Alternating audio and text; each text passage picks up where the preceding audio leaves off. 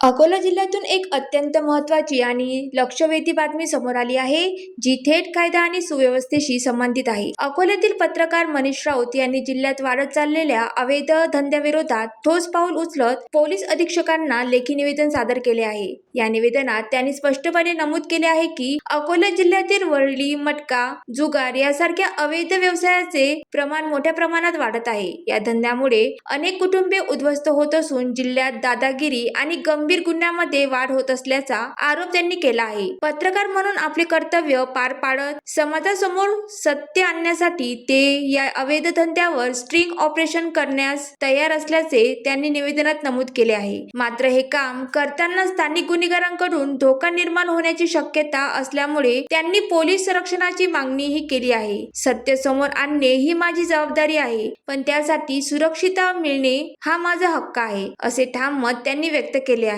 या प्रकरणामुळे आता अनेक प्रश्न उपस्थित होत आहेत. अवैध धंद्यांवर नियंत्रण ठेवण्यात प्रशासन अपयशी ठरत आहे का? पत्रकारांना संरक्षण देण्यासाठी पोलीस यंत्रणा कितपत तत्पर आहे? आता सर्वांचे लक्ष पोलीस प्रशासनाच्या पुढील भूमिकेकडे लागले असून या गंभीर मुद्द्यावर कोणती कारवाई केली जाते हे पाहणे महत्त्वाचे ठरत आहे. ज्वालादीप न्यूज करिता मनीष राऊत, अकोला.